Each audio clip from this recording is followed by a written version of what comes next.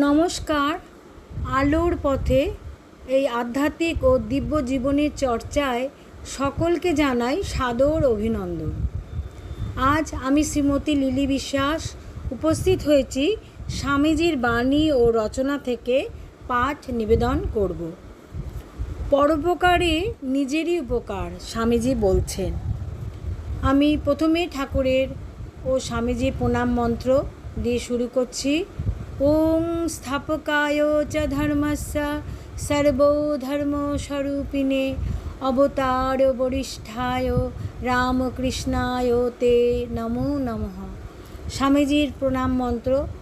ওং নমঃ শ্রী যতিরাজায় বিবেকানন্দ সুরয়ে সচ্চিৎ সুখ স্বরূপায় স্বামিনে তাপহারিণে। জয় ঠাকুর, জয় স্বামীজি মহারাজ। স্বামীজির বাণী ও রচনা থেকে পাঠ পরিবেশন করছি। স্বামীজি বলছেন, পরোপকারেই নিজের উপকার। অপরের প্রতি আমাদের কর্তব্যের অর্থ অপরকে সাহায্য করা, জগতের উপকার করা। কেন আমরা জগতের উপকার করিব? আপাতত বোধ হয় যে আমরা জগৎকে সাহায্য করিতেছি, বাস্তবে কিন্তু আমরা নিজেদেরই সাহায্য করিতেছি। আমাদের সর্বদাই জগতের উপকার করিবার চেষ্টা করা আবশ্যক। ইহাই যেন আমাদের কর্মপ্রবৃত্তির শ্রেষ্ঠ প্রেরণা হয়। কিন্তু যদি আমরা বিশেষ বিচার করিয়া দেখি, তবে দেখিব আমাদের নিকট হইতে এই জগতের কোনো সাহায্যেরই প্রয়োজন নাই। তুমি আসিয়া উপকার করিব বলিয়া এই জগৎ সৃষ্ট হয় নাই। আমি একবার এক ধর্ম উপদেশে পড়িয়াছিলাম, অর্থাৎ স্বামীজি বলছেন যে আমি একবার ধর্ম উপদেশে পড়িয়াছিলাম, এই সুন্দর জগৎ অতি মঙ্গলময়, কারণ এখানে আমরা অপরকে সাহায্য করিবার জন্য সময় ও সুবিধা পাই। বাহ্যত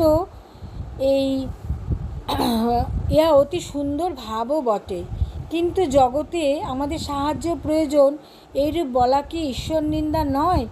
অবশ্য জগতে যে যথেষ্ট দুঃখ আছে তাহা আমরা অস্বীকার করিতে পারি না। সুতরাং আমরা যত কাজ করি তাহার মধ্যে অপরকে সাহায্য করাই সর্বাপেক্ষা ভালো কাজ। যদিও আমরা শেষ পর্যন্ত দেখিব পরকে সাহায্য করা আপাত দৃষ্টিতে নিজেরই উপকার করা, অর্থাৎ পরে স্বামীজি বলছেন অন্যের উপকার করার মাধ্যমে নিজেরই উপকার করা হয়। বাল্যকালে আমরা কতকগুলি সাদা ইঁদুর ছিল। স্বামীজি বলছেন, বাল্যকালে আমার কতকগুলি সাদা ইঁদুর ছিল। সেগুলি থাকিত একটি ছোট বাস্কে, তাহাতে ছোট ছোট চাকা ছিল। ইঁদুরগুলি যেই চাকার উপর দিয়া পার হইতে চেষ্টা করিত, অমনি চাকাগুলি ক্রমাগত ঘুরিত। ইঁদুরগুলি আর অগ্রসর হইতে পারিত না। এই জগৎ এবং উহাকে সাহায্য করাও সেইরূপ। তবে এইটুকুই উপকার হয় যে আমাদের মানসিক শিক্ষাও হয় এর সঙ্গে। এই জগৎ ভালোও নয়, মন্দও নয়। প্রত্যেক ব্যক্তি নিজের জন্য একটি জগৎ সৃষ্টি করে। অন্ধ ব্যক্তি যদি জগৎ সম্বন্ধে ভাবিতে আরম্ভ করে, তবে তাহার কাছে জগৎ হয় নরম বা শক্ত, ঠান্ডা বা গরম রূপে প্রতিভাত হইবে। আমরা একরাশ সুখ বা দুঃখের সমষ্টি মাত্র। আমরা জীবনে শতবার ইহা অনুভব করিয়াছি। যুবকেরা সাধারণত সুখবাদী এবং বৃদ্ধেরা দুঃখবাদী হইয়া থাকে। যুবকদের সম্মুখে সারাটা জীবন পড়িয়া রহিয়াছে। বৃদ্ধেরা কেবল অসন্তোষ প্রকাশ করে। তাহাদের দিন ফুরাইতেছে, শত শত বাসনা তাহাদের হৃদয় আলোড়িত করিতেছে, কিন্তু সেগুলি পূরণ করিবার সামর্থ্য তাহাদের নাই। দুজনেই মূর্খ। আমরা যেরূপ মন লইয়া জীবনকে দেখি, উহা সেইরূপই প্রতীয়মান হইয়া থাকে। নতুবা স্বরূপত এই জীবন ভালোও নয়, মন্দও নয়।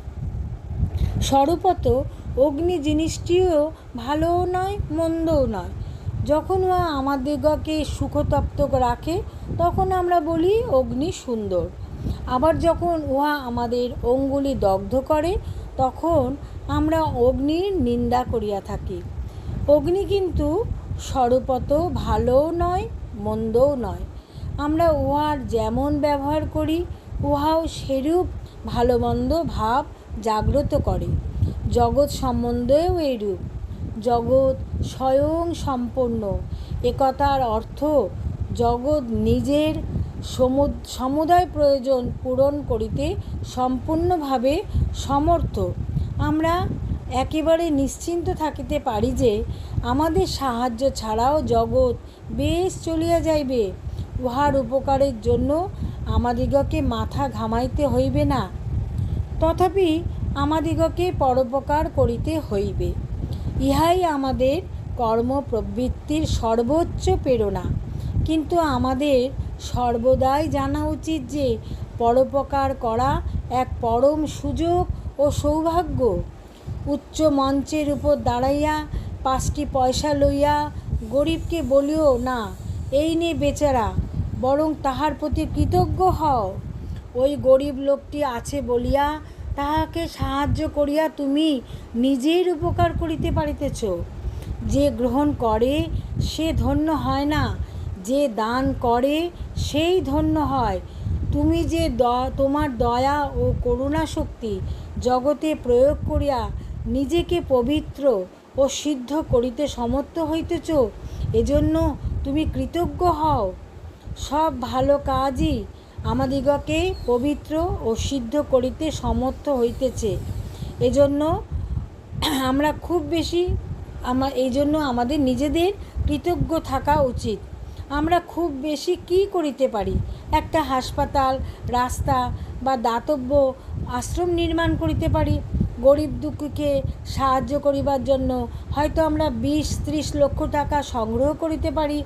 তাহার মধ্যে 10 লক্ষ টাকার একটা হাসপাতাল খুলিতে পারি, 10 লক্ষ টাকার নাচ তামাশা খরচ করিতে পারি এবং 10 লক্ষের অর্ধেক কর্মচারীরা চুরি করিতে পারে এবং অবশিষ্ট অংশ হয়তো গরিবদের কাছে পৌঁছালো। কিন্তু তাহাতেই বা হইল কি? এক ঝটকায় 5 মিনিটে সব উড়িয়া যাইতে পারে। এবং স্বামীজির কথা এই জন্যেই যে আমরা সাহায্য করতে পারি, বিভিন্ন রকম হাসপাতাল আশ্রম গরিব দুঃখকে টাকা দিতে পারি, কিন্তু এতে জগতের কতটুকু উপকার হবে এবং এজন্য স্বামীজি আহ্বান করছেন, এসো জগতের উপকার করিব, এই অজ্ঞানের কথা একেবারে পরিত্যাগ করো। তাই তিনি বলছেন, স্বামীজি বলছেন যে এটা ভেবো না যে আমরা জগতের উপকার করতে পারি, জগৎ তোমার বা আমার সাহায্যের অপেক্ষা থাকে না। স্বামীজি এই আহ্বান দিচ্ছে যে তোমাদের এই মানসিকতাকে দূর করতে হবে। তথাপি আমাদিগকে কার্য করিতে হইবে, সর্বদাই লোকের উপকার করিতে হইবে, কারণ উহা আমাদের পক্ষে এক আশীর্বাদ স্বরূপ।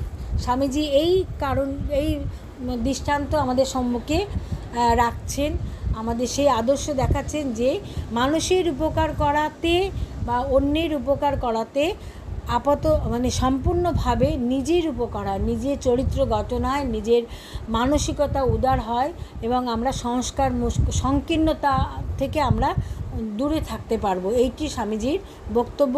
আজকে স্বামীজি বাণী রচনা থেকে পাঠ নিবেদন করলাম। সকলে ভালো থাকবেন, সকলকে ভালো রাখবেন। হরি ওম তৎসৎ। ওম শান্তি, ওম শান্তি, ওম শান্তি।